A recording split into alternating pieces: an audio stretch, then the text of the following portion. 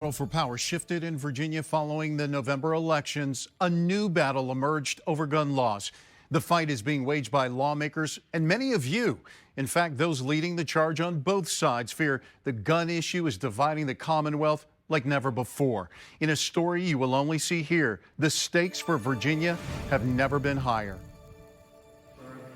They're determined, demanding action, and vocal about it. To you I say, shame. To put it another way, gun rights supporters are fired up. I will not let your rights be trampled on without a damn fight. And so are those who've been waiting years to enact tougher gun laws in the Commonwealth. Democrats last held all three branches of government nearly 30 years ago. For all of the hundreds of people who might have shown up at board meetings across the Commonwealth, we had thousands of people show up at the ballot box in November to want to make sure that their voice was heard. We're not going to sacrifice or give up our freedoms and liberties and have our Second Amendments violated. No, I think now is the time to rally the citizens. Rally they did. An estimated 22,000 of them recently at the state capitol. We are now faced with tyranny again. It was a peaceful outpouring of Second Amendment advocates hoping lawmakers got their message. But fear is growing among gun owners that the government is meddling where it should leave well enough alone. I went to Franklin County, where the governor spoke recently at a news conference to get his take on the gun bills making their way through the General Assembly. People say you're not listening and that you're coming for their guns and they're concerned. Well, I'm not. And, I think that people need to understand that these pieces of what I call common sense gun legislation, they're intended for the safety of Virginia. Is there middle ground for Republicans and Democrats on this issue anywhere? And can you be a leader to help them get there? Absolutely. And, we had a tremendous tragedy in Virginia Beach back over Memorial Day weekend. We lost 12 precious lives. We lost over 1,000 Virginians last year to gun violence. And that's why I asked the legislature to come back in July. I had a special session. I said, let's sit down. Let's have a dialogue. And they chose not to do it. And I think that should be a wake-up call to Democrats that maybe they're about to go too far.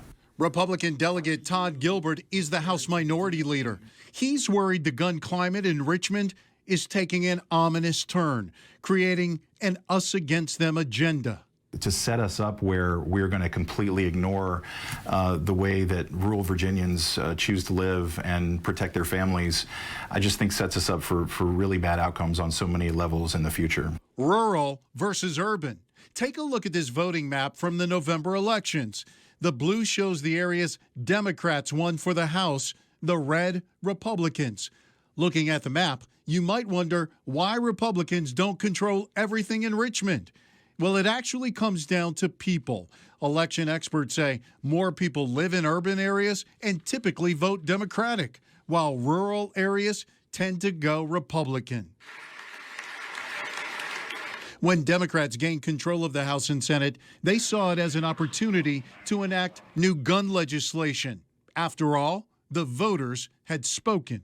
What do you say to those people who see the Commonwealth as being fractured by all of the fighting going on over guns? I think, we've got to heal in a number of ways. As a Commonwealth and as a country, I think we've gotten, in the past to be so polarized. But I think Virginia has a unique opportunity to bring this nation together, to be an example of how our democracy can work. Antonia Okafor is Director of Outreach for Gun Owners of America. The group claims to have 2 million members. They're pushing people to vote. If we are going to have you as our government, as our representatives, you are not supposed to be pushing unconstitutional bills. And that's part of how we're going to keep you accountable. Lawmakers may well pass sweeping new gun legislation in the Commonwealth this legislative session. The big question many are asking now is, how will duly elected law enforcement officials respond? The sheriff in Culpeper says he won't enforce gun control laws he thinks violate the Second Amendment.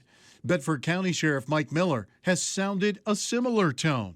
But the group representing many of Virginia's police chiefs is taking a different approach. What we have told our chiefs, particularly before the session started, was be patient. Wait and see what happens. Dana Schrod is the executive director of the Virginia Association of Chiefs of Police and Foundation. She says the association has roughly 275 police chiefs, including the chiefs in Lynchburg, Danville, Martinsville, and Roanoke.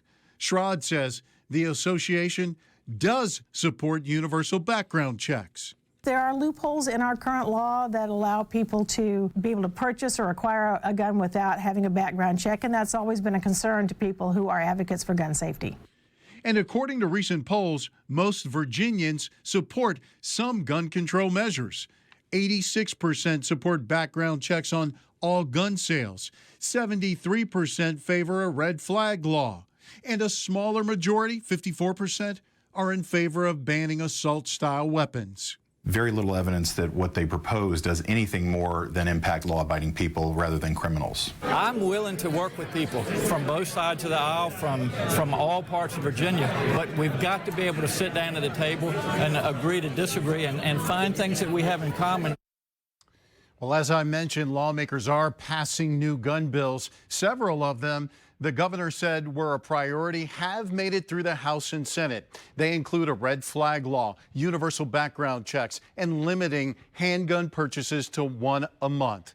We want to hear from you on this. Go to our Facebook page, like it, and leave a comment.